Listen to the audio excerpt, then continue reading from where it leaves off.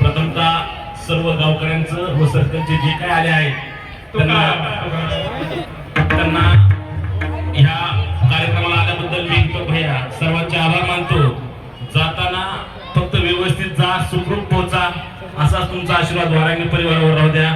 तुम्ही एका हाकेवर आलात आणि त्या अनुषंगाने जे डॉक्टर आले असतील, मी जे पहिल्यांदा म्हणलो माझे खेड्यागावातले बरेच पेशंट येतात, त्यांना रात्रीच्याला त्या डॉक्टर लोकांनी विनंती करून माझा अजून एकदा सांगणे, एक जीव जर वाचवला तर आयुष्यात आपण भरपूर कमवलं। तर ह्या डॉक्टर लोकांना माझी विनंती, गावातल्या युनियन मध्ये 2 डॉक्टर रात्रीच्याला 24 तास ठेवा।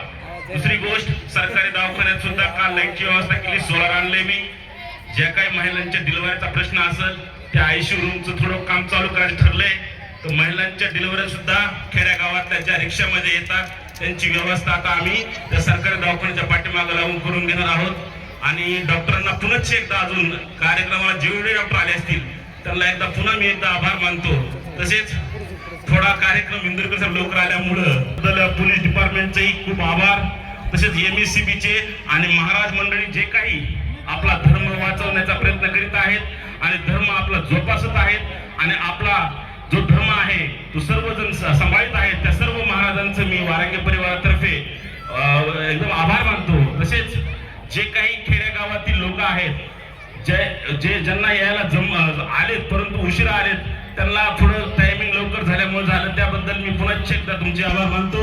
व तसेच माझे जे कार्यकर्ते निस्वार्थपणे आज 6 दिवस झाले कसल्याही प्रकारच्या अपेक्षा न करता जे तरुण मंडळी आहेत, बॅनर लावण्यापासून तर सगळे काही हे जे महाराज म्हणले की एवढा मोठा कार्यक्रम हा केलाय, तर ह्याचं सगळं श्रेय मी माझ्या मित्रांना, मित्रपरिवारांना जे की रात्रंदिवस माझ्यासाठी झटतायत आणि हे जे सगळं त्यांनी हे वैभव साठवलंय, मी त्यांचंही पुन्हा एकदा आभार मानतो।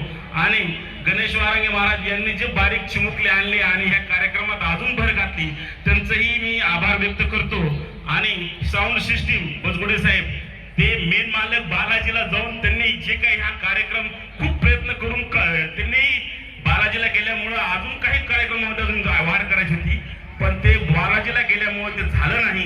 परंतु तरी सुद्धा ह्या तरुणांनी जे काही त्या ठिकाणी साऊंड सिस्टीम लाईट लावली, त्यांनी त्या गेट पाशी लाईट लावलं, ते म्हाताऱ्या माणसांसाठी खूप छान केलं, त्यांचंही मी आभार मानतो।